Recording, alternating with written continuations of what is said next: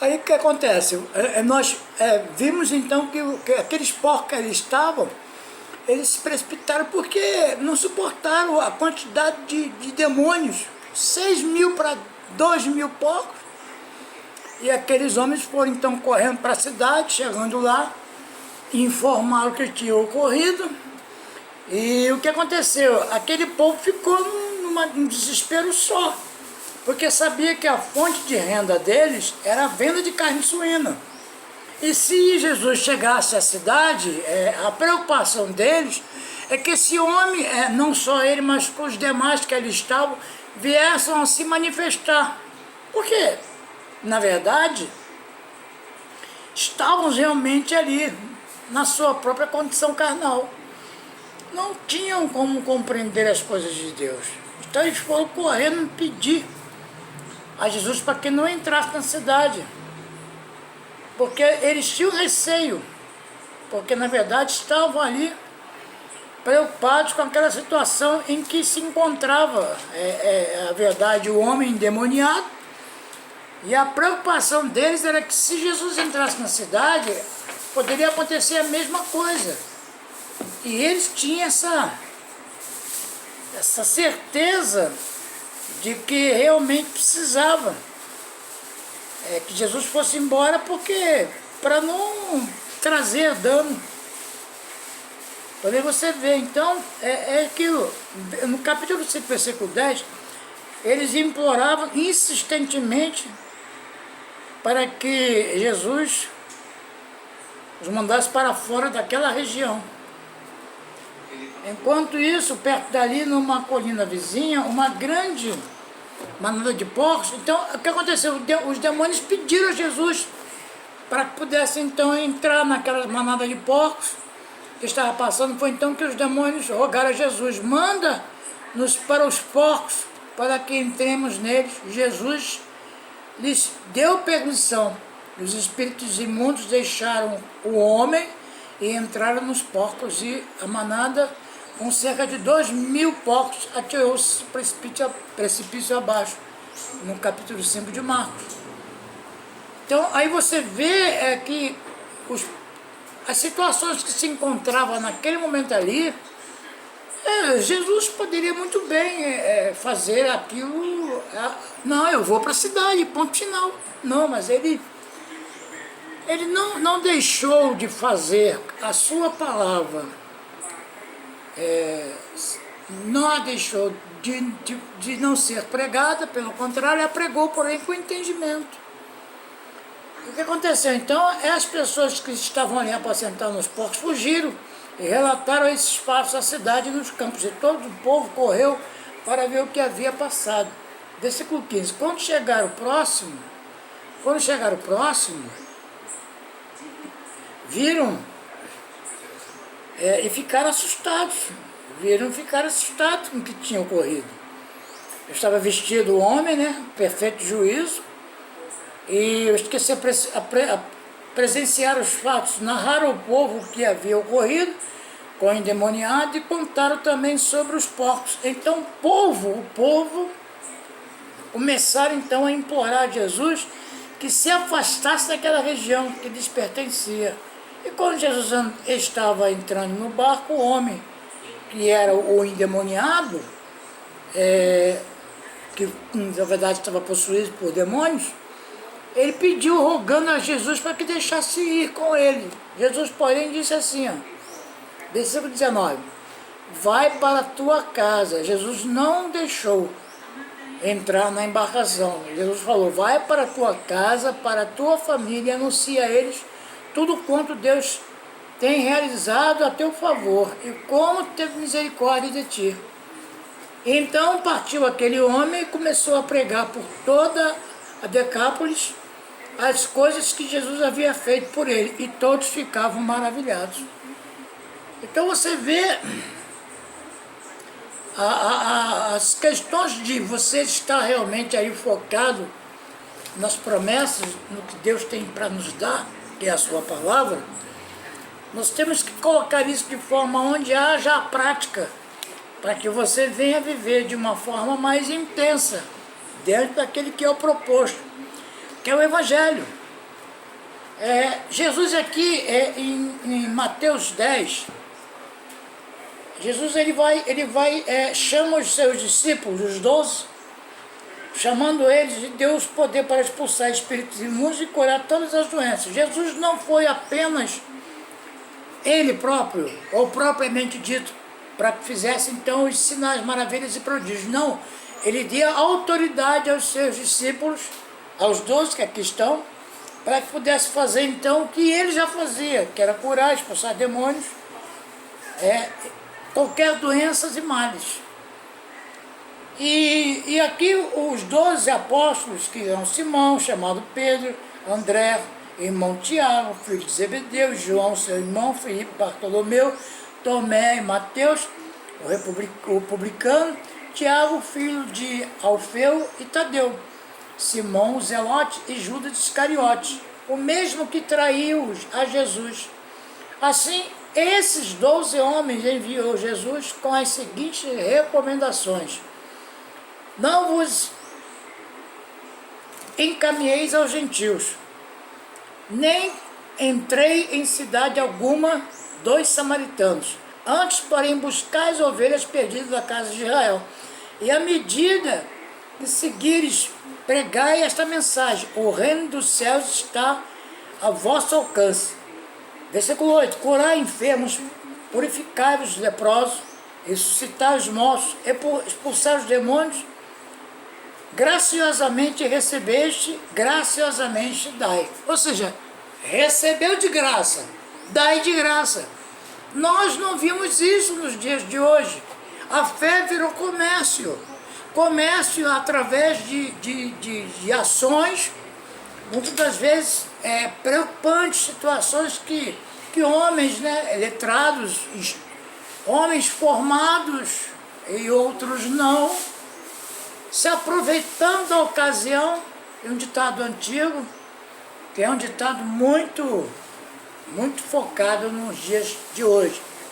Eu vi muito isso. A ocasião faz o quê, irmão? O ladrão. O ladrão sabe para roubar, matar e destruir. O ladrão não quer que o povo tenha um conhecimento. O ladrão não quer que o povo desperte do sono. O ladrão quer que as pessoas durmam para que ele possa entrar e roubar. Jesus se comparou até mesmo a sua volta como um ladrão. Ele virá como um ladrão, porque ninguém sabe o dia em que o ladrão haverá de vir às casas. Ninguém haverá de saber qual dia. A minha casa vai ser assaltada no dia tal. Aí a pessoa vai se precaver para evitar justamente que aconteça aquilo. Então, é óbvio que muitas das vezes as pessoas não compreendem as coisas de Deus. Por quê? Porque elas parecem loucura e nem elas podem compreender porque elas se discernem. E se na verdade existe alguma coisa para ser revelada, é Deus que vai revelar, não sou eu, não é ninguém. É Deus que haverá de nos revelar tudo aquilo que estava oculto ou que ainda está oculto. O Senhor aprove Ele a nos revelar. O que acontece é que as pessoas muitas vezes buscam o seu próprio entendimento no que se é visível e esquecem que a fé ela é invisível. Então não tem como você viver de uma forma onde haja a interpretação do texto, onde na verdade o autor não quis falar desta forma, não quis fazer desta forma, não quis fazer assim, para que pudesse então as manifestações da fé assim vir a acontecer de forma espiritual. Você não vai ver ela, mas você vai sentir. Então, nessa passagem, Jesus explica bem: olha, o que você recebeu de graça, dai de graça. Diz a palavra do Senhor, versículo 8: curai os enfermos, purificai os leprosos, o que recebeste graciosamente, graciosamente dai. E não vos provereis de ouro, nem prata ou cobre em vossos cinturões. Não leves sacolas de viagem, nem uma túnica a mais, segundo par de sandálias ou um cajado, pois digno é o trabalhador do seu sustento. E qualquer cidade ou povoado que entrares, procurai alguém digno de vos receber. Ficai nesta casa até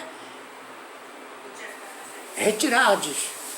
Então, o que isso quer dizer então a respeito do digno trabalhador? O digno é o trabalhador do seu sustento. Aqui, Jesus quis simplificar a vida dos apóstolos que foram enviados, os seus discípulos, que ali dizendo que o seguinte: Deus proverá em tudo. Para que ele não se preocupasse, Deus proverá. Digno de salário ao trabalhador, porque eles estão fazendo o que lhe apraz, o que é de agrado a Deus, que é a obra. E vamos trazer para os dias de hoje. Você contrata um obreiro, alguém que porventura possa vir fazer o serviço de uma obra, um pedreiro, um servente. Meu irmão, vai ter que pagar pelo que ele fizer.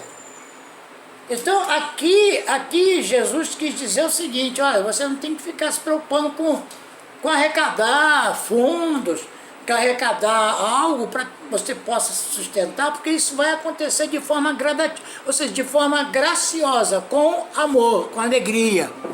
O apóstolo Paulo escrevendo que Deus ama quem dá com alegria. Não é por imposição, não é por mandamento, mas é por amor. Quando se fala assim a respeito dízimo de oferta, se fala assim: Deus ama quem dá de forma proporcional àquilo que ele diz que é com alegria, não por imposição, por lei, não, é por graça, favor imerecido. Não é você pagar por algo, não, mas é você acreditar por fé que aquela semente que você está semeando vai produzir os frutos. E é justamente isso que Jesus estava mostrando aos seus discípulos. Digno é o trabalhador do seu salário. E qualquer cidade ou povoado em que entrares, procurai alguém digno de vos receber, ficai nesta casa até vos retirardes. E quando entrardes na casa, saudai. Se a casa for digna, de vossa paz repouso sobre ela. Se todavia não for digna, em que a paz retorne para vós. Porém, se alguém não vos receber, nem der ouvidos às vossas palavras, assim que saídes daquela casa ou cidade, sacudi a poeira dos vossos pés. Com toda certeza vos afirmo que haverá mais tolerância em Sodoma e Gomorra no dia do juízo do que para aquelas pessoas. Observai-vos que vos envio como ovelhas entre os lobos, sedes, portanto, astutos como a serpente e inofensivos como a pomba. E acautelai-vos os homens que vos entregaram aos tribunais, vos açoitaram nas suas sinagogas. Sereis levados à presença de governadores e reis por minha causa, para testemunhardes a eles e aos gentios. Todavia, quando vos prenderem, não vos preocupeis em como ou o que deveis falar, pois que naquela hora vos será ministrado o que haveis de dizer. Isto porque não sois vós que estareis falando, mas o Espírito do vosso Pai é quem se expressará através de vós. Então, irmãos, quando nós nos preocupamos em fazer o que é a vontade de Deus, nós ficamos, na verdade, na dispensação da graça, porque é Deus que vai falar para os nossos lábios. Nós temos que não nos deixar intimidar por algumas situações que estão tentando, não sei como vai ser, irmão, para o ano de 2021, não sei. Eu sei que Jesus está voltando, e isso aí é notório, porque as coisas, da forma que vem acontecendo, o povo está escolhendo muito mais a Barrabás do que o próprio Jesus. Estão escolhendo muito mais os que estão de encontro ao anticristo do que aqueles que estão indo de encontro a Cristo. Eles, na verdade, estão fazendo a sua própria escolha do que lhes é próprio. Você imagine um país e alguns municípios, dentro de alguns estados, e alguns estados com seus municípios, a sua capital, sendo vivenciada em outras, vamos dizer assim, ideologias e outras situações que tragam realmente uma confusão em meio a tantos. Você imagine pessoas da oposição que venham governar de forma assim, a trazer as suas ideias à tona. Você imagine você não poder falar do que está escrito na primeira carta, em Romanos, no capítulo 1, que fala sobre a sexualidade. Por você falar sobre a questão de Gênesis, a respeito do Senhor, Deus ter feito o homem, o macho e fêmea. Aí, quer dizer, você não poder pronunciar isso de forma pública, com a liberdade de expressão que está no artigo 5º da Constituição, a liberdade de religião, a liberdade religiosa de você poder pronunciar. Embora que a religião, para mim, não tem sentido algum. Pelo contrário, isso afasta muito mais as pessoas de Deus, muito mais. Porque são os dogmas, os preceitos, os costumes, as tradições, que sempre estão se colocando como sendo um obstáculo, ao invés de ser um meio de se conduzir. E como a palavra do Senhor diz que só existe um mediador, só existe um que nos conduz a Deus, é o próprio Jesus, o próprio Deus. Óbvio que na sua forma humana, Ele é o caminho, a verdade e a vida. Porque por Ele e para Ele são todas as coisas. Então Jesus aqui recomenda os seus apóstolos. E lá em Marcos 10:46,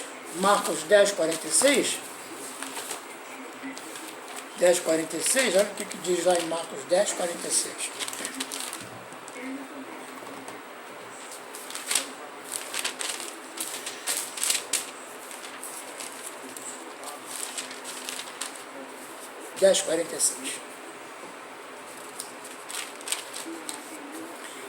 E chegaram, 10:46.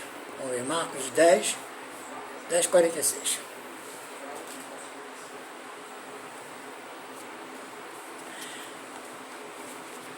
Aqui vem a narrativa de Bartimeu. Estava ali então Jesus, né, junto com os seus, estavam indo chegaram a vir da cidade de Jericó, chegaram, pois, ali, a Jericó, estavam indo, chegaram então à cidade de Jericó, quando Jesus e seus discípulos e mais uma grande multidão estava deixando a cidade. O filho de Timeu, chamado Bartimeu, que era cego, estava sentado à beira do caminho pedindo esmolas. Assim que ouviu que era Jesus, ele ouviu que era Jesus. Lembra daqueles que eu havia falado a respeito dos dois cegos, lá em Mateus 9:27? Eles precisaram ouvir, então eles gritaram: Jesus, filho de Davi, tenha compaixão de nós. Já eram dois. E aqui é o de Jericó. Na verdade, o próprio filho chamado Bartimeu, que era cego, estava sentado, filho de Timeu, que estava sentado à beira do caminho pedindo esmolas. Assim que ouviu que era Jesus de Nazaré, começou a gritar: Jesus, filho de Davi, tem misericórdia de mim. E muitos o advertiam severamente para que se calasse. Contudo, ele gritava ainda mais alto: Filho de Davi, tem compaixão de mim. Foi então que Jesus parou e pediu: chamai-o. E assim foram chamar o cego. Ânimo, homem, levanta-te, e ele te chama. Jogando sua capa para o lado, em um só salto colocou-se em pé e foi ao encontro de Jesus. 51. Indagando-lhe Jesus: que queres que eu te faça? Rogou-lhe o cego: Mestre, Rabone, que eu volte a enxergar. E Jesus lhe ordenou: vai em frente, a tua fé te salvou. Então essa aqui é uma atitude em que nós podemos trazer para os dias de hoje, que o que o Senhor nos manda fazer? Apenas crer. Não temos que pagar preço, não temos que ficar se preocupando em fazer promessas, não temos que nos preocupar em ficar fazendo jejuns para essa finalidade, porque o que nos falta é a fé. A fé é o firme fundamento das coisas que não se vê, mas que se esperam. Então essa é a fé do dom de Deus. Você tem que crer para poder acontecer, e você tem que crer para esperar, porque o tempo do Senhor não é o nosso tempo. Um dia nosso na verdade, um dia, 1000 anos é um dia. Para você ter uma ideia, então, o que se refere ao que Jesus tem nos mostrado, é que a fé, dom de Deus, ela, a cada dia que se passa, você vai vivendo ela de forma bem expansiva, você vai se expandindo, você vai crescendo, você vai aprendendo, você começa a exercitar essa fé e começa a colocá-la em prática. Entendeu? Então você consegue entender de que o que Deus tem preparado para você, para nós, para aqueles que o amam, não se compara nos dias atuais. Não pode se comparar ao que vai acontecer no futuro. Paulo escrevendo no Romanos no capítulo 8, nós podemos até ler isso aí. Não se compara o que haverá de nós termos num futuro promissor. Para que isso venha a se manifestar, é necessário que nós entendamos, então, esta palavra. Então, o que nós temos que colocar em prática? Aquilo que nós aprendemos todos os dias. Que nós possamos, então, entender que o nosso sofrimento é apenas o presente. Não pode ser comparado com a glória que em nós é de ser revelada, ou será revelada. O que nós passamos hoje é momentâneo. E ele escrevendo também em 1 Coríntios 10, 13, ele fala que não veio sobre vós tentação do ser humano, mas mediante as tentações Deus nos dará escape. Em Filipenses 4, 19, ele diz que o meu Deus, segundo as suas riquezas, há de suprir todas as nossas necessidades em glória. Então, o que nós temos que viver? E de que forma temos que viver? Por fé. Jesus é o fundamento, Ele é o firme fundamento. É Ele que nós temos que colocar a nossa confiança. E a nossa confiança em Deus, ela nos dá um avultado galardão, ou seja, ela nos premeia. E o prêmio que é a soberana vocação em Cristo, e Cristo em nós é a esperança da glória, é o que nós temos que viver nesses dias de hoje. As dificuldades são assim, a cada momento nós encontramos situações que nos deixam até mesmo desfocados. Nós temos que nos focar em Deus. Então não podemos permitir que isso venha nos trazer desconforto, situações que possam nos trazer o desânimo. Nós temos que saber que porventura, mesmo que estejamos abatidos, tristes, mas a nossa tristeza ela é momentânea. A palavra do Senhor diz que o choro pode vir por uma noite, mas a alegria vem pela manhã. A gente não pode ficar vivendo em função de um objeto ou um algo que possa, de repente, nos trazer uma solução. Não, o que nos traz solução é a fé, dom de Deus. É essa fé que move as montanhas. Jesus falou, se tivesse como um grão de mostarda, a vossa fé fosse como um grão de mostarda, em meio às hortaliças, ela é a maior de todas. É uma pequena semente, mas em meio às hortaliças, quando ela se mostra a sua verdadeira a razão, ela é, na verdade, em meio às hortaliças, uma das maiores, é a maior. Então, por que nós temos que saber de que a fé, dom de Deus, ela não vem por obras, ela não vem por méritos, ou por meritocracia, ou por vontade do ser humano em obter, não, ela vem de Deus, e quando vem de Deus, você tem que exercitar esse dom, que é o dom que Deus te deu para que você exercite ele de forma lógica, sem o raciocínio humano, animal, diabólico, porque esse é que nos faz nos afastarmos da palavra, o raciocínio humano. Quando o homem começa a viver os seus próprios dias, buscando satisfação da própria condição humana, da sua carne, ele vai se distanciando cada vez mais de Deus. O Senhor diz que enquanto estivermos nesta carne, estamos ausentes do Senhor. O que nós temos que fazer? É nos aproximarmos cada vez mais de Deus. Prossigamos. Oséias nos fala sobre isso. Conheçamos e prossigamos. Em conhecer o Senhor, nós temos que conhecer a Deus cada vez mais. Onde é que você conhece Deus, irmão? É lendo a palavra. É como os irmãos de Berea faziam. Tem que ter o desejo de ler. É ter o desejo de você aprender, de você crescer, de você colocar em prática o que você tem ouvido. Essa é a palavra. Jesus estava lá no meio dos céus. Chegaram para Jesus, Senhor, despeça a multidão, eles estão com fome. Na multiplicação dos pães, a primeira multiplicação, Ele falou assim, peraí, mas o que nós temos aí? Nós temos tantos denários, mas não dá para comprar nada. Mas tudo bem, quanto nós temos? Nós temos 5 pães e 2 peixinhos, traga-os aqui. Irmãos, na primeira multiplicação, 5.000 pessoas foram alimentadas com 5 pães e 2 peixinhos. Ali é a multiplicação. O Senhor Jesus, Ele é a razão. Jesus é a demonstração da nossa fé. A fé colocando em ação sobre o que está escrito. Irmãos, olha, Jesus falou que fariam coisas maiores do que eu fiz. O que nos falta então? É confiarmos, olharmos para Ele, o autor e o consumador da fé. É Ele que tem que ser o foco, é Ele que tem que ser a razão. Não objetos, não frascos, não sabonetes, não toalhinhas, não lençolzinhos, não um pedacinho de papel. Mas se Jesus, Ele é o único, suficiente Salvador, a fé é dEle, é Ele que nos deu esta fé, que nós possamos fazer uso com autenticidade, com coragem, com espírito de ousadia.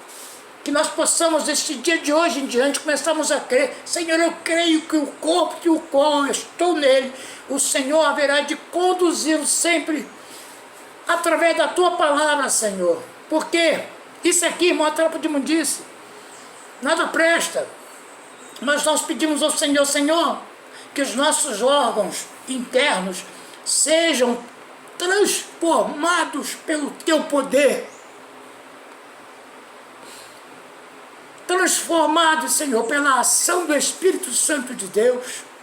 Eu não sei qual é o teu problema, eu sei que o meu, que o qual, Senhor, eu declaro agora em nome de Jesus, eu creio, Senhor, que Tu és o Deus da provisão, e eu creio, Deus, que a Tua palavra é lâmpada para os meus pés e luz para o meu caminho. Senhor, não quero, Senhor, e nunca desejei, Senhor, viver uma vida em carnalidade, porque Tu conheces o coração dos Teus filhos e sabe que, na verdade, é uma luta contínua. E o Senhor não nos olha segundo os olhos da carne, porque o Senhor sonda as intenções do nosso coração. Que nós possamos ser sondados este dia de hoje pela Tua palavra, Senhor. Que ela, na verdade, possa trazer o refrigério, Senhor. Que ela possa trazer a cura, Senhor. Não só a cura interior, mas que nós possamos também transmitir essa cura para de forma a exteriorizar do nosso interior, Senhor, para o nosso exterior. Que nós possamos, de fato, nos mostrar como novas criaturas e deixar com que as coisas velhas que passaram, Senhor, não venham ser revividas e não venham ser despertadas para os nossos dias de hoje. Eu declaro isso em nome de Jesus sobre a tua vida, meu irmão. Que Deus é poderoso para fazer infinitamente mais. Ele vai agir, né, irmão? Ninguém impede o agir dele. Ninguém impede o agir de Deus. Ninguém pode impedir. Em Marcos 6, no capítulo 1, Marcos 6, no capítulo 1, Marcos 6, no capítulo 1, o que acontece hoje dentro das nossas famílias? Jesus viveu isso. Jesus pôde contemplar essa situação assim de forma muito visível, em que ele, depois de ter feito tudo o que havia feito, da forma em que ele havia feito nas situações que encontravam, na verdade, ali, por exemplo, vou citar aqui um exemplo muito fácil. Irmãos, ali naquele momento, em Marcos 5, eu fiz uma narrativa sobre as questões do espírito que estava ali, a legião de demônios. E naquele instante ali as pessoas mandaram que Jesus fosse embora, porque senão eles iriam ter um prejuízo maior. Irmãos, o maior prejuízo, irmãos, é a perda da salvação em Cristo Jesus. O que seria a perda da salvação em Cristo Jesus? É você não dar ouvidos e perder todo o seu bem-estar. É você perder todo o seu direcionamento a Deus, você perdeu aquela situação da intimidade. Não é a salvação quando se fala de Jesus. Jesus, ele salvou os seus. O Senhor diz que a salvação vem pelo ouvir e ouvir as palavras. Quando se fala assim, perder a salvação, eu vejo até por um lado diferente, perder a intimidade com Deus. Sabe o que é perder a intimidade com Deus, irmãos? É você não ter mais prazer para ouvir a palavra, é você não mais se importar com a palavra, é você pouco se importar com o que pensam de você, é você fazer a vontade da carne, é você indo aos lugares que você acha que na verdade, o local para que você venha frequentar, e quando a palavra diz, Salmo 1, que não andeis nas rodas de escarnecedores, nem se assenta à mesa com eles. Antes de dia e de noite, medite na palavra. É que você tem que saber, você tem que filtrar. Poxa, se eu sei que o ambiente ali é um ambiente onde tem bebida, drogas, prostituição, que tem tudo aquilo que vai de encontro ao que eu aprendi, que é a verdade que me libertou. Por que eu vou estar nesses lugares? Por que razão? Satisfação da carne, mais nada. Irmãos, a graça de Deus não te dá, nem a você e nem a mim, o direito de ficarmos indo para lugares que não é mais do nosso convívio. O homem exterior, lembra? Se eu de fato fosse transformado pelo poder da palavra, irmãos, não tem prazer em estar nesses lugares. Não tem, a luta é contínua, como eu mesmo falo. O Senhor diz que irai, mas não pequeis, não se põe só sobre a vossa ira. Irá é natural, irmão. Você ira, você fala, muitas vezes você fala coisas que nem convém, né? Porque a palavra é como semente, cai em terra, produz frutos. Então Jesus aqui, mesmo depois de ter feito tudo que ele fez, ele curou esse homem endemoniado. Você vai ver no capítulo, nos versículos diante, ele vai curar uma mulher que estava com 12 anos com fluxo de sangue. Ali ele vai fazendo aquelas manifestações espiritual, entendeu? Naquele momento ali, Jesus se mostrou realmente para quem havia vindo então. E aqui o que acontece? Você vê que poucas pessoas dão credibilidade. Eu te digo mais, muitos, inclusive da própria família. Aqui Jesus estava narrando aqui a respeito do que havia sido feito na filha de Jairo. A filha de Jairo havia sido morta, ela estava morta. Então foram lá então pedir a Jesus para que Jesus pudesse, um dirigente, foi quando chegou aqui, ó, e versículo 21, 5:21 de Marcos. E retornando Jesus do barco para outra margem, numerosa multidão, uma vez mais se formou ao seu redor, enquanto estava na praia. Foi quando chegou ali um dos dirigentes da sinagoga local, chamado Jairo, a filha de Jairo. Ao ver Jesus, prostrou os seus pés e lhe pediu aos prantos e com insistência: minha filha pequena está à beira da morte. Vem, põe as suas mãos sobre ela, para que seja curada e viva. Então Jesus foi com ele. E uma enorme multidão acompanhava, apertando de todos os lados. E estava ali uma mulher que no seu pensamento, ela já estava na intenção de ir ao encontro de Jesus, e apenas por uma atitude dela, de colocar no seu coração esse desejo, se eu encostar apenas nas jolas de suas vestes, eu creio que serei curada. Estava ali então uma mulher com 12 anos de hemorragia. Ela já tinha sofrido demasiado, sob os cuidados de vários médicos, gastava tudo o que possuía, porém porém, em vez de melhorar, ia de mal para pior. Ou seja, ela não tinha mais esperança, tinha gastado todas as suas rendas, todo o seu dinheiro com os médicos e ninguém dava solução para ela. Foi como ela tomou uma atitude, irmãos. Ela, pensando no seu coração, ela falou. Tendo ouvido falar a respeito de Jesus, passou pelo aglomerado de pessoas e conseguiu tocar em seu manto. Tendo ouvido falar a respeito de Jesus, ela só ouviu falar a respeito de Jesus. Passou pelo aglomerado, as dificuldades à sua frente, o aglomerado, e conseguiu tocar em seu manto, pois dizia consigo mesma: se eu puder ao menos tocar as suas vestes, ficarei curada. Irmãos, que atitude! Embora estivesse com uma debilidade, com um desconforto na sua área da sua própria saúde, mas ela não colocou as dificuldades à sua frente. Pelo contrário, ela foi de encontro às dificuldades que estavam à sua frente, que era aglomerado de pessoas que queriam estar próximo de Jesus. Ela propôs em seu coração: se eu quero tocar nas vestes de Jesus, somente nas vestes, e eu haverei de fazer isso. Pois dizia consigo mesmo, versículo 28, ficarei curada. E 29, e aquele instante se lhe estancou a hemorragia na hora, e a mulher sentiu em seu corpo, que estava liberta do seu sofrimento. E no mesmo momento, ao sentir que o seu interior fora liberado o poder, Jesus sentiu que do seu interior havia sido liberado o poder. Que poder é esse, irmãos? O poder da fé.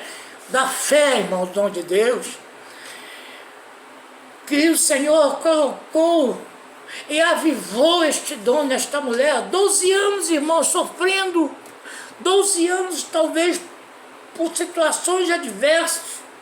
Imagine, 12 anos de fluxo sanguíneo, perda, possivelmente debilitada já, tentando repor toda a perda.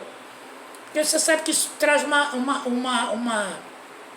consequência, que é a anemia profunda, que é a perda, né, se refere-se aos nutrientes do próprio sangue, faz com que essa perda, o sangue, ele por sua vez, ali vai saindo tudo, irmãos.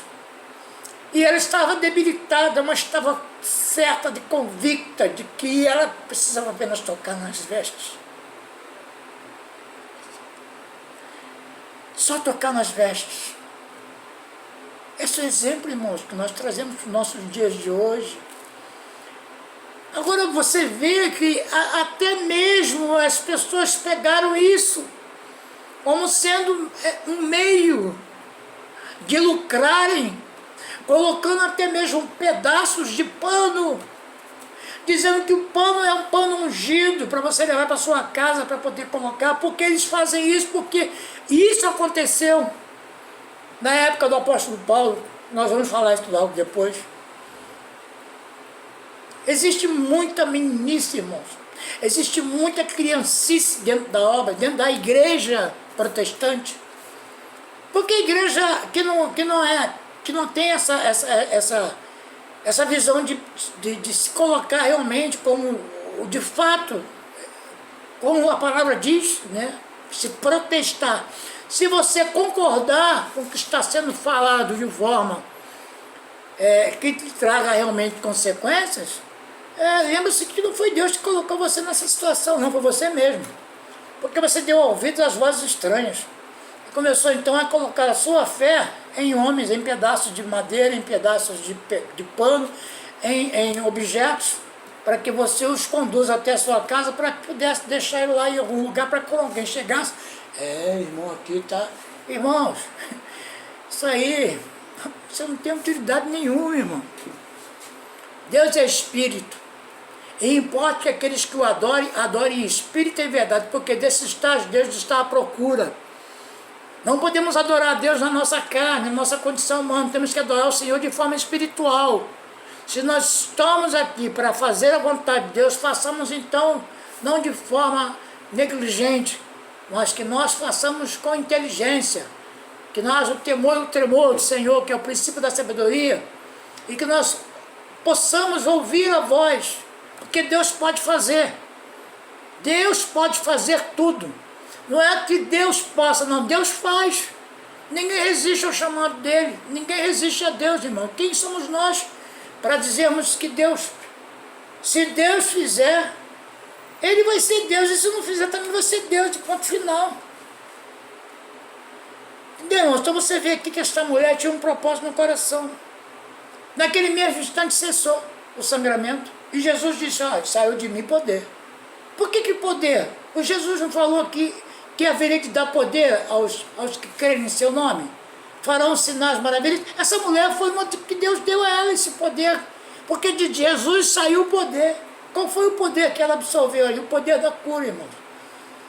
Que neste dia de hoje você receba esse poder, e que você coloque as mãos na região do seu corpo, naquilo que o qual tem trazido a você um desconforto muito grande, que o Senhor haverá de fazer um milagre, eu creio. Eu creio, Senhor, que Tu és o Deus de milagre, porque as consequências estão na carne. Se nós plantarmos no Espírito, colheremos no Espírito, mas se nós plantarmos na carne, colheremos na carne. Deus não se deixa escarnecer, tudo como plantar, certamente colherá.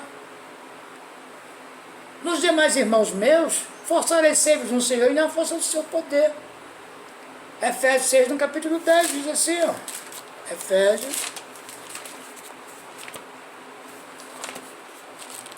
Está escrito, a palavra do Senhor nos mostra.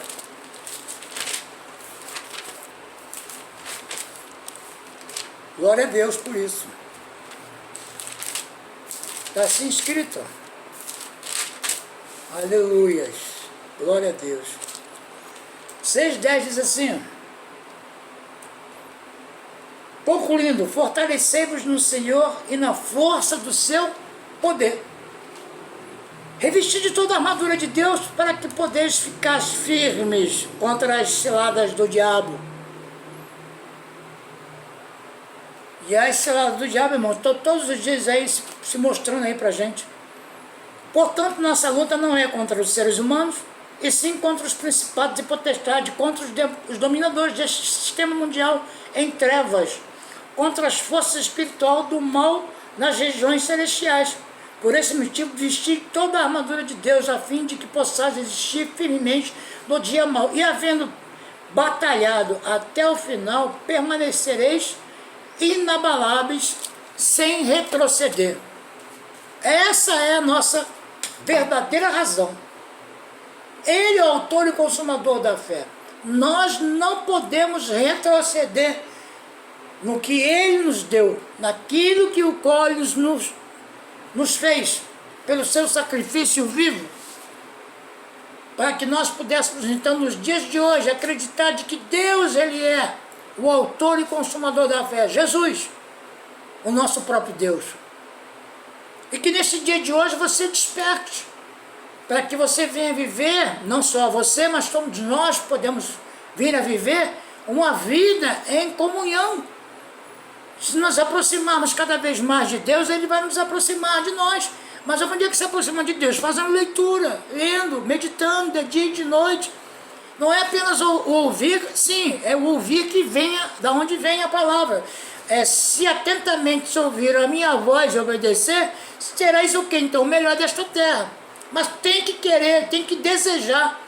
O crescimento espiritual, nessa parte de você estudar, de se aperfeiçoar, isso aí parte de você. Se você estudar, se você se aperfeiçoar, você vai crescendo cada vez mais no conhecimento.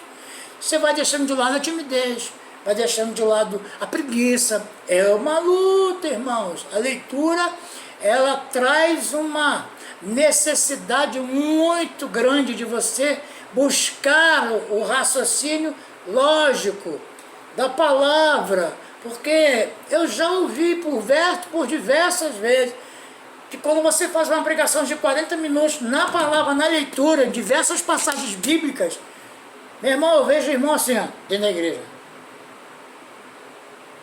Aí você fala uma palavra lá na frente do púlpito, irmãos, Jesus não pagou o preço, amém?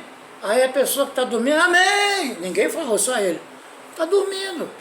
Então o que acontece? Desperta tu que dormes, diz a palavra. É Cristo, o que ele vai acontecer? Ele vai resplandecer. Mas a pessoa está ali, ó, às vezes está vagando, está ali no embalo do sono. Existe, né, muito esse termo usado dentro do militarismo. Existe um deus grego, vamos dizer assim, né, um deus com D minúsculo, chamado de Morfeu. Irmão, o Morfeu atacava direto dentro das igrejas. O Morfeu atacava direto dentro das unidades que eu fazia. Eu estava, às vezes, dentro de sala de aula e acontecia. E o coordenador, né, que era o professor, quando ele pegava alguém assim desse estado, de dormir sentado, ficava lá atrás em pé, vai ficar lá atrás em pé. Senão você vai acabar dormindo. ficava em pé com o caderno na mão, irmãos, anotando tudo que ele falava, ele anotava o que passava no quadro, só para não ter que dormir, porque ele já pegava pessoas assim. Isso daria, inclusive, até mesmo pernoite. O que era um pernoite? Você, ao invés de ir embora para casa às 17 horas, que era o término do expediente, você tinha que ficar até às 9 no quartel para poder responder o pernoite, porque ele havia colocado você no pernoite e você teria até que dormir ali na unidade. E já viu, né, irmão? Cheio de mosquito e não tinha roupa de cama, quer dizer, a roupa de cama que tinha era que trazia dentro de casa, ou o quartel mesmo não dava às vezes. Mas a pessoa perdia a sua liberdade, vamos dizer assim, de ir para casa no horário de 17 horas, ficava ali até 21 para responder o pernoite. Então uma maneira de corrigir é botando a pessoa em pé lá atrás. E o que acontece hoje nas igrejas é isso. É uma falação, oportunidade, oportunidade, oportunidade, oportunidade, pega um versículo, fala, não dá o conhecimento, não foi, nem os estudos bíblicos. Para mim, na minha opinião, todos os dias é dia de se estudar. Eu não vejo dias específicos para se fazer um estudo da palavra. Eu acho que toda pregação é um estudo. Basta que o povo que esteja ali, no auditório, dentro da igreja, vamos dizer assim, que o que esteja ali realmente esteja disposto a crescer. Porque senão, irmãos, como diz a palavra, é jogar a pérola aos porcos. Não adianta, é o cão voltar ao seu próprio vômito. Você fala, a pessoa está sempre indo para os caminhos diferentes do que está sendo ensinado. Aí o que vai acontecer? Vai ter frustração lá na frente. Aí ele vai querer culpar depois o ministério, vai querer culpar o irmão, a irmã, o pastor, a pastora, ou quem quer que seja. Mas nunca vai se culpar a si mesmo. Porque negligente foi ele de não ter ouvido a palavra. Então a palavra não é para ser só ouvida, era para ser ouvida e praticada. Ah, mas é difícil, irmãos, lógico. Se fosse fácil, Jesus não viria à Terra, estaria tudo certo. Mas Jesus veio para nos mostrar. Ele veio cumprir então os mandamentos, 603 mandamentos, que o qual o povo estava ali, mas ninguém conseguia fazer nada. O que eles fizeram? Eles trancaram o conhecimento e deixaram o povo viver os seus próprios dias. E ele foi aumentando a iniquidade, a um ponto que Deus falou, já não aguento mais, eu tenho que resgatar esse povo. Eu tenho que esvaziar de minha glória e vir lá no meio deles para poder fazer o que Jesus fez. Ele se esvaziou de sua glória e veio fazer o que era para ser feito. Lembra que nós estávamos destituídos da glória por causa de um homem, Adão. Mas Deus fez o quê? Nos fez entender de que o segundo Adão, que era Jesus, o homem, veio para fazer o quê? Para cumprir os mandamentos e nos levar então de volta à nossa paternidade, à nossa nacionalidade, a nossa, eu digo assim, nossa, porque eu sei em quem tenho crido, eu digo fazer parte deste reino. A nossa identidade, ela é espiritual. Eu sou Sérgio aqui na terra, mas a minha identidade é em Deus. É Ele que me mostra, é Ele que me fala, é Ele que me ensina, é Ele que me repreende, é Ele que me corrige, porque Ele é meu Pai. Porque Ele é teu Pai. E eu louvo a Deus pela minha vida, pela vida da minha família. Eu sei que tem difíceis pontos de ser entendido, mas o Senhor diz que o Senhor que sonda Ele, que faz com que os corações sejam voltados para Ele e possam confessar como o Senhor da vida. Não vai ser pela minha força, não vai ser pela violência, irmãos, não vai ser assim, não é dessa forma. Então você bem entende agora o que vai acontecer quando Jesus ele começa a fazer todos esses milagres. Aí Jesus vai embora. Aí Jesus então vai para a direção dos céus. Capítulo 6, Marcos, versículo 1. Então partiu Jesus ali e foi para sua terra natal na companhia de seus discípulos. Quando a chegada do sábado começou a ensinar, com a chegada do sábado começou a ensinar nas sinagogas, e muitos que escutavam ficaram admirados, e muitos que o escutavam ficaram admirados e exclamaram: de onde ele vem? De onde vem tudo isto? E que sabedoria é esta? que foi dada ou outorgada. Não é este o carpinteiro, filho de Maria, irmão de Tiago, José, Judas e Simão? E não convive conosco suas irmãs, e ficaram escandalizados por causa dele. Contudo, Jesus lhe afirmou. Irmãos, quantas vezes nós falamos para os da nossa casa, família, que nós evangelizamos, nos preparamos, colocamos estudos em pauta, pregações para serem feitas, e a credibilidade, porque nós estamos próximos. Jesus passou sobre isso aqui, Jesus viveu isso aqui, ó. Jesus falou assim, ó, lá no versículo 4, 6, 4 de Marcos. Contudo, Jesus lhe afirmou: somente em sua própria terra, junto aos seus parentes e em sua própria casa, é que um profeta não é devidamente honrado. E por isso não podia realizar ali nenhum milagre, com exceção feita a alguns doentes, que ao impor as suas mãos foram curados. E perplexo com a falta de fé por parte dos seus, passou a percorrer os povoados vizinhos e os ensinava. É o que acontece hoje, irmãos.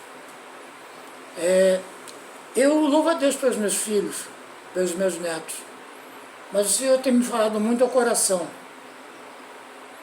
para que eu venha a ajustar a minha casa. Ajustando a minha casa, eu posso ajustar a casa de todos os filhos, de todos aqueles que o Senhor colocar em minhas mãos para que eu possa cuidar. Estou nesse processo, irmãos, há um bom tempo. É uma luta, mas eu louvo a Deus porque nenhum dos meus filhos se prostram diante de imagens de esculturas feitas por mãos de homens. Nenhum dos meus filhos deixaram de acreditar de que Jesus Cristo é o Senhor. Todos eles estão convictos que só há um caminho, uma verdade, e somente em Cristo a vida.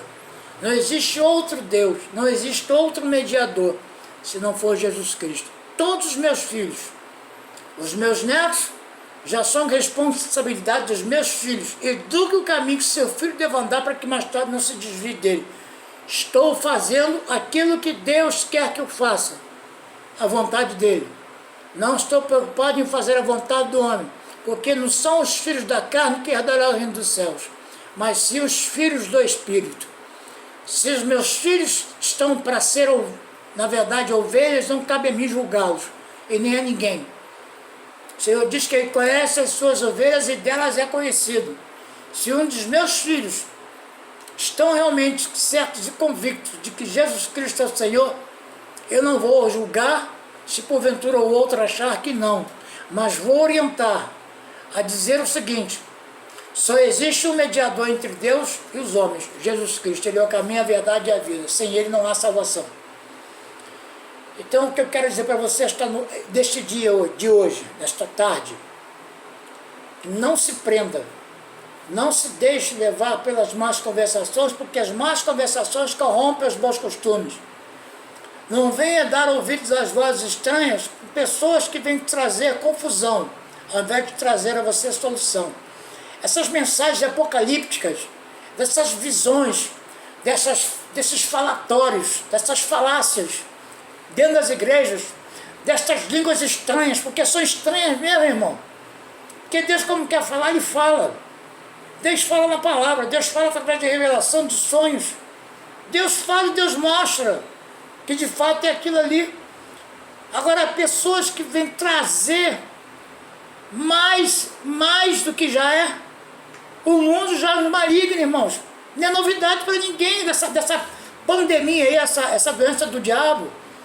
Que o diabo é o provedor de tudo que se refere a essa confusão. E o homem é o criador de males. Jesus falou, Paulo falou, Pedro falou: homens criadores de males, amantes de si mesmo, nércios, irreconciliáveis, Não há reconciliação, irmãos, estão sempre vivendo seus próprios dias, são amantes do dinheiro, de Deus Mamon, querem muito mais dinheiro, querem muito mais lucros do que expor a verdade. Pelo contrário, eles querem ocultar cada vez mais a verdade não se oculta. Deus não se deixa escarnecer, porque um plantar certamente colherá, e nada fica oculto aos olhos de quem há de prestar conta, e é Deus. E se você está aqui hoje, irmãos, é porque Deus colocou você hoje aqui. Se não fosse assim, você não estaria. Então a sombra, que muitas vezes as pessoas falam que a sombra de Pedro curava. Não, a Bíblia não fala sobre isso. A Bíblia não fala que a sombra curava. A Bíblia diz que as pessoas que ali estavam, conforme Pedro e os apóstolos iam andando, eles aproveitavam então a sombra para que se pudesse então Pedro passar e aquelas pessoas que ali estavam serem curadas. Mas não há afirmação na Bíblia de que a sombra de Pedro curava. Quer ver comigo? Vamos lá, Atos 5. Às vezes as pessoas falam, eu também já ouvi isso já, irmão. A sombra de Pedro curava. A única coisa que demonstra que curava eram as vestes de Paulo, os aventais de Paulo e o lenço, que colocava sobre os enfermos e eram curados. Mas a sombra de Pedro não. A Bíblia não fala sobre isso. Aqui, Atos 5. Atos 5, do 12 ao 16. Ó. 12 ao 16. Vamos lá. Os sinais dos apóstolos. O texto. Versículo 12. Muitos sinais e maravilhas serão realizados entre o povo pelas mãos dos apóstolos. Amém. E todos os que creram costumavam reunir-se em comunhão junto ao pórtico de Salomão. Pórtico possivelmente deve ser uma fonte, a princípio. Ou uma porta, né? Uma porta, creio que deve ser uma porta. Pórtico, deve ser porta. Depois eu busco entendimento para isso e volto no vídeo e falo o que é. Agora não tem como. Então o que aconteceu? Todavia ninguém de fora, versículo 19, tinha coragem de juntar-se. Todavia ninguém de fora tinha coragem de juntar-se a eles, ainda que o povo estivesse em grande estima. Isso devia ter alguma consequência. Em número cada vez maior, homens e mulheres criam no Senhor e eram acrescentados à comunidade local. A ponto de os doentes serem levados para as ruas e colocados em leitos e macas, para que quando Pedro passasse, ao menos sua sombra se projetasse sobre alguns deles. De mesma forma, das cidades ao redor vinha muita gente a Jerusalém, trazendo doentes, pessoas atormentadas por espíritos demoníacos, e todos eram o quê? Libertos. Então a Bíblia não diz, não fala, aqui não está escrito que a sombra de Pedro curava. Muitos ainda dizem isso. A sombra de Pedro curava. Não, irmão. A Bíblia não fala. Está aqui, eu escrevi aqui, eu pesquisei e não achei evidências para isso.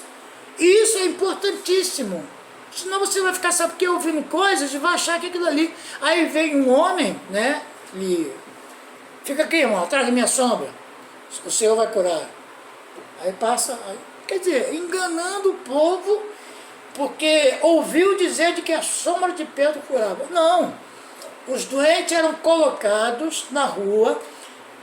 Se acontecesse de Pedro passar pelo local, eles achavam naquele momento ali que a sombra ser projetada, ela poderia curar alguns deles. Tu vê, isso é o que, irmãos? Isso é uma fé também, não posso dizer a vocês que não. Mas assim, entendeu? De forma onde haja a interpretação, essa é a forma em que eu estou tentando passá-los. A interpretação do texto não fala que a sombra de Pedro curou. Fala apenas que as pessoas eram colocadas, que talvez Pedro passando, a sombra dele pudesse curar. Mas não fala aqui que a sombra de Pedro curou. Então o que acontece? Quando projetasse então a sombra, e se as pessoas passando ali, seriam curadas. Não tem, eu não vejo aqui nenhum relato sobre isso, pesquisei, não vi nada. Só se tiver aqui alguma coisa oculta aqui, eu não tenha visto. Mas, pelo que eu vi, sim. Estava um homem sentado à porta chamada Porta Formosa, Pedro e João estavam entrando nesse lugar, Pedro parou, olhou para ele, João parou, olhou para ele, Pedro vai e pergunta. Ele, ali naquele estado em que ele estava, necessitado, pediu a eles uma ajuda, uma esmola. Pedro olhou para ele, fitou os olhos sobre ele e disse assim, ó, eu não tenho ouro, eu não tenho prata. Não só ele, o próprio João também junto. Mas o que eu te dou agora? Por quê? Ele recebeu de graça, ele está dando de graça, ele não está pagando, ele não está cobrando por essa situação. Ele nem conhecia o homem, irmãos. Ele falou para ele, ó, eu não tenho ouro, eu não tenho prata. Segundo aquilo que Jesus havia falado, recomendado. Ó, se vocês forem, não leve isso, não leve ouro, não leve nada. Seja o trabalhador digno do seu salário. Deus é a provisão. Ele que Jesus quis dizer que ele era a provisão. E quando você chegar numa casa, uma pessoa te receber bem, amém. Mas se a pessoa te recebeu mal, vai embora, irmão, não se preocupa não. Essa pessoa não está dando credibilidade. Muito mais uma pessoa de Sodoma e Gomorra dá ouvidos à voz do que uma pessoa nesse estado que está. Jesus foi bem contundente e bem explícito. Quando ele diz que as minhas ovelhas ouvem a minha voz, eu os a conheço e elas são conhecidas. E ninguém arrebata de minhas mãos. Ninguém. Então, quando eu falei anteriormente sobre a respeito da salvação, eu falei em relação à salvação, não a salvação em Cristo Jesus. Eu digo salvação da esperança que lhe está proposta, e às vezes você não dá crédito a essa esperança que lhe está proposta, que é a salvação, e você se perde o caminho. Você se lança, você se veja, até mesmo com aquelas sementes que caem na beira do caminho. As aves do céu vêm comer. A morte prematura, irmão, muitas vezes. Entendeu? Deus corrige disciplina do filho que ama. Às vezes as pessoas têm... A Bíblia diz que é de 70 a 80 anos. Se passar isso é fadiga e cansaço. Estamos só ordenados. A nós vivemos essa idade. Se não vivemos nessa idade, o Senhor nos aprove Ele nos tirar. Por que na verdade tirou? Porque não acontecessem situações piores. Entendeu? Porque o Senhor, ele açoita, ele corrige, disciplina. O açoite, irmãos, às vezes é morte prematura. Está ordenado o homem viver de 70 a 80 anos. Se passar disso aí é fadiga, é cansaço.